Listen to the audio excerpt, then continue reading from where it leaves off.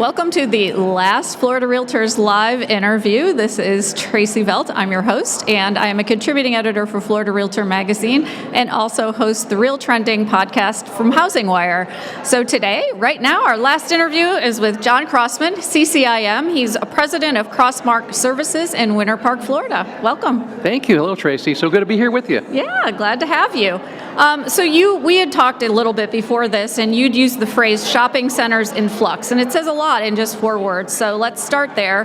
What are the biggest forces reshaping retail, from consumer behavior to capital markets? Yeah, it's funny, Tracy. I started in retail real estate in 1993, and it's always been in flux the whole time. Yeah. So like in the 90s, it was always about what we're going to do about Super Walmart, and then we had the internet, then we had Amazon, and then we had COVID, and we survived all that, right? So it really has been in flux, but I tell you what, I think it's returning back to a place it was pre all that. I do a lot of lectures on the history of retail, and retail really for the history of civilization has always been about being around community and mixing communities, easy access. And today we're really getting back to that, about that interconnectivity.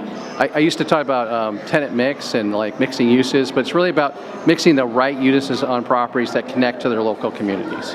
Yeah, and so there are some challenges that owners have. So talk to me and what you're seeing owners and investors who are investing in these retail shopping centers. What are some of the challenges they're facing right now? Sure, one of the biggest challenges is interest rates and the uncertainty with interest rates. Like, it went up, doubled, and people weren't expecting that.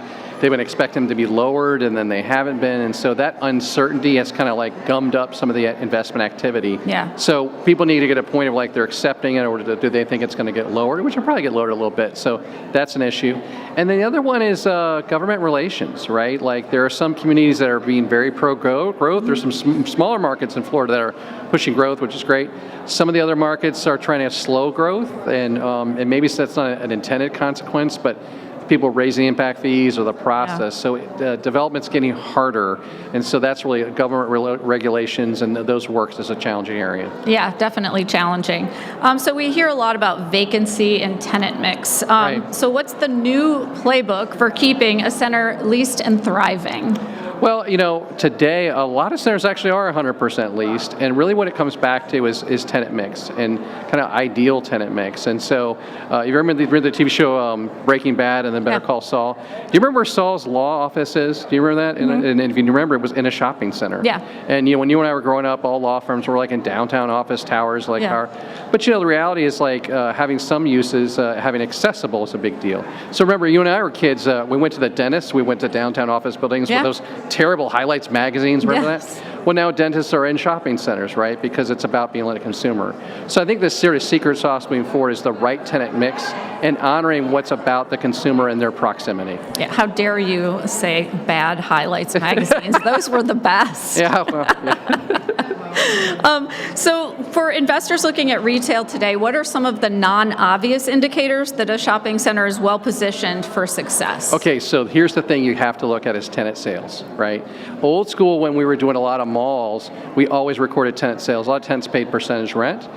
We got into this world where tenants don't pay percentage rent as much, and so they don't record sales. When you can, require they report their sales, even if they're not doing percentage rent. And when you're buying, wherever you can, monitor that. If you don't have that, that's where programs like Placer AI are really helpful. But remember, retail is all about volume. If tenants are selling, they're moving product, they can pay more rent, they're more successful. So get tenant sales and also look at Placer AI and track where their volumes are at. So on the flip side, what are some of the red flags? One of the things I would look at if I was walking into a shop store looking at buying is study how their shelves are stocked. That's an easy one, right? Mm-hmm. Like sparseness in stocking is a sign of like inventory issues, which can be a sign of like they're not having good sales, which can be a sign of a retailer heading in the wrong direction. So, it's always good to look at with a consumer perspective, but look at their shelves, look at what they're stocking is a good indicator. Yeah, absolutely. So let's talk about malls, iconic. I mean, that's where I spent a lot to my time when I was a teenager. Listen, you and I are 80s kids. We're hungry like the wolf, right? We know about malls. Exactly. It was the place to be. Place to be. So they're obviously evolving now. Do you feel like traditional enclosed malls still are investable, or in like what types of redevelopment are you seeing succeed? Right. So just remember, like, if there's 1,100 malls in America today, there's probably 300 that are very viable. Like Mall Millennia here in Central Florida is a great mall. So top tier malls are going to be top tier malls. The great ones really promote it like they're performing every day. They're doing things and activities involved in the community. And of course, weather is a big factor that keeps mall going, right? On the other side of that, a lot of them need to kind of keep mixing up their uses. And they're still viable. It's not like they're going to be nothing, but sometimes you can convert some of the space to medical or office or education. Or one of the big things, a consulting job out right now is we're looking at converting anchor space to multifamily in that space. So they got to evolve. The challenge is that so many malls are complicated. People don't realize a lot of times the land's owned by one person, the anchors are owned by the anchors, the shops are owned by somebody else. So you've got to get like different groups motivated and working together, but there's still some cool opportunities. So we'll continue to see that. It's going to be slow, but we're going to keep seeing that happen. Is that why we don't see a lot of knockdowns and just start from scratch? Yeah, because it's way more complicated than you think, right? Yeah. So people say, oh yeah, why don't they just bulldoze it? Well, you have tenants in place that are paying rent, and even sometimes with malls that I could name that you and I both know, you might think, gosh, is it doing bad? Well, yeah, but it's still profitable, right? So they're big and they're complicated and they take a lot of work. Yeah. So they'll get there, but it's a process. So are there any creative strategies you see, like converting space to mixed use or medical or experiential, that are actually working? I tell you who does a great job. If you just want to go see a project and you're like, who is like the best one? It's the Villages. The Villages town centers are the best. And the reason why that is that their activities on 365 days a year. They're targeted on their consumer, but they're welcoming of everybody else. So if you and I went up there with our families tonight, we'd be like, there's an activity, but it welcomes outsiders. Sometimes town centers will have events, but they're sporadic. Yeah. And then they do events for resident only, and that's not helpful. So they know who they are, and then they connect to their community. So that's the one area that I think if you really want to see something that's replicable, that's a model, check out the Villages Town Center. Okay, interesting. Yeah. So I have not checked out the Villages. No, it's good time. So in a market full of uncertainty, what mindsets should commercial real estate investors have going into 2025? I would say be positive and be patient, right? Like there are good deals out there, but don't rush to do things. You got to look at a ton of deals. And then be positive. I think things are continuing to be good, but you need to be patient and be selective for the right opportunity. Not every opportunity is going to work out. And listen, I'm conservative. There are deals I'm buying, I'm investing in, but I want to be thoughtful about that. So what asset classes or formats within retail do you see over or undervalued right now? I tend to be a little bit conservative on some of the experiential stuff, right? Like some of that I can get kind of overvalued because it's in flux. It's like, I'm always sensitive to things that are hot. Like, I'll give an example. Like, I don't know, it was like 2 years ago, everyone was asking me about putting pickleball in the shopping centers. Tracy, I didn't put any pickleball in shopping centers, okay? So when somebody has like a hot concept that like, I don't like that. But when I look at blocking and tackling stuff, sometimes it's boring to people, but those core uses that everybody needs, I really like that. Yeah. And for residential agents who may be considering a move into commercial real estate or are advising investor clients, what's the one thing they should absolutely understand before jumping in? Okay, so let's talk about this. This is one of my favorite subjects. If I had a friend and they were going to sell their home they owned for 30 years and they wanted my advice, that is like one of the most important financial decisions of their life. Should I be giving advice? And the answer is no, because I'm not a realtor and I don't know that area. What I need to do is refer that to somebody I really respect and trust to help give them counsel.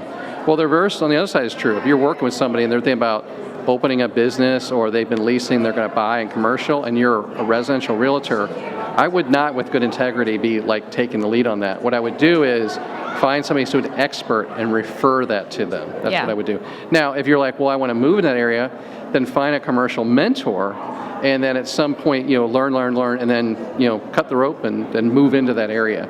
But I would be very, very respectful about trying to find the greatest experts and then build those relationships. Yeah, and you had an interesting statistic I want you to talk about, about everybody moving to Florida. Well, I got a couple things about that. First of all, there's just different, like John Crossman rules of retail, and one of them was the rule of 10,000, and really that's the scalable number you need to like build a shopping center to look at. So, and that's true if you're trying to do church planning or trying to build shopping centers, like 10,000 is a good number. I had a guy that does hearing aid stores. He said 10,000, what is the number too? So if you're going to put a new public sector shopping center somewhere, you need 10,000 residents that are not currently served by the time it opens for that to make sense. So you hear these numbers every day. People say that there's 1,000 people a day moving to the state of Florida, which means to keep up with demand, we need a new Publix or another grocery center every 10 days in our state to keep up. That's crazy. And that does not include tourists. And when we start talking about the tourist numbers, the average tourist spends 5 times as much as an average person, and I got all kinds of stats on that too. But like, that is an amazing thing. And so we have to know that that's great and impactful, but there's also can be negative consequences as well. It's like infrastructure.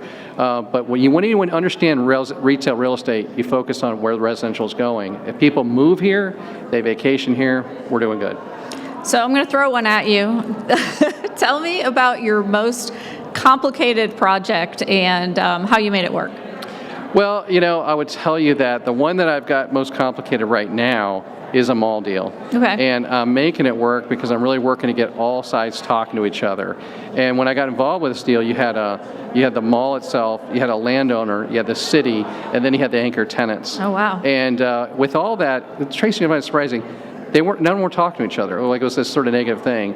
And so the biggest thing was communication. I just went one by one, met with each one of the groups, and now we're working on a process to bring them all together. So it's not done yet, but I have a lot of faith in it, just because, look, when you don't know what to do and it's stressful or complicated, a lot of times just telling people, even if you don't know, hey, I don't know, but I'm checking in, is far better than silence. Yeah. That's been really helpful. And so what are some of the trends that you're seeing in retail? Just in general, or really in commercial real estate in general? So one of the biggest ones is restaurants are really becoming the anchor, right? And I got a friend of mine named David Harvey, and he does really big, cool retail projects across the country. I love this. He bought a mall or kind of open air center on the Las Vegas Strip. Okay, listen to this. One of the first things he did, he removed a ton of African pine trees, and within a year, he got Environmentalist of the Year. Doesn't that sound odd, right? Yeah. The reason why is he replaced the trees with cacti, and it helped save water, and so that was really good. It also improved visibility to the tenants, right? Yeah. And so old school in a project like that, it was always having anchor retailers. He's been replacing that with restaurants, and one of his restaurant concepts, his business partner is Mark Wahlberg, and I met Mark Wahlberg. He's our age, by the way. He's a young, cool guy like you and me, right? Exactly. But one of the best restaurants, Mexican restaurant on the Strip is outstanding. But that switch to restaurant, and then, again, he still does cool events and connectivity, but that's another thing. And I do want to say this, because right before COVID, there was the retail apocalypse, and people were talking about it. What did COVID teach us? COVID taught us that you can do yoga, and you can eat kale, and you can order things online, or you can have good food and do a little exercise, but you connect with people, you're going to live longer. I always tell people, this is statistically true, you live longer when you have relationships, but you also live longer with having lots of eye contact. And I always tell people, if you want to live a longer life, go through the cashier instead of self-checkout. And when you go to the cashier, that little exchange you have, that humanity helps all of us live longer. And so we're talking about mental health a lot in today's world. Retail can be part of mental health. Like they did a study, like the average Amish family, their dinners are 90 minutes. And so we with adult kids, there might be 5 minutes, right? But part of that Amish dinner, it's a long time of eye contact and connecting. And so if restaurants can be a place where we connect with each other and we feel our feelings and speak our truth, have humanity, and then that becomes a retail experience where people feel emotionally connected to, that's how you have great retail. Malls were great to you and I because you and I have nostalgia.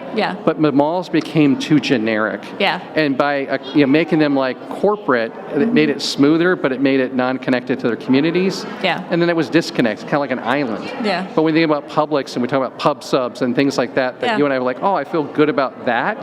That keeps us connected. It's where like somebody said to me the other day, well, retail trends, what do you sit there like Amazon's not going to do? Well, they can't cut my hair. And also I like the woman that cuts my hair. We're friends, you know, and you probably feel that way too. Like, or your dental hygienist or these people that you go to in a retail experience. It's the things you got to get done, but it's the human aspect as well. Absolutely. So let's end on what are you optimistic about as far as the commercial real estate market moving forward? One of the things I'm optimistic about is it's maturing as a market. I have actually a bachelor's degree in real estate, and that was unheard of in 1993. And now, like University of Florida has a master's program that's outstanding. Ole Miss has a real estate program, and so you meet more and more. Historically, black colleges are now getting and teaching real estate, like Florida A&M, Morehouse, North Carolina Central University. So it's a much friendlier, more diverse, more educated, welcoming world, and I love that. It's a healthier place. I was just at a conference, and it was my 33rd year in a row going to it. I didn't like it year one, but year 33, I think it's as an industry, it's maturing, it's more professional, just like the Realtor organization. And I think that makes for a better professional experience. I love that ending. So thanks so much for joining us, and thank you to our audience for joining the Florida Realtors Live interviews.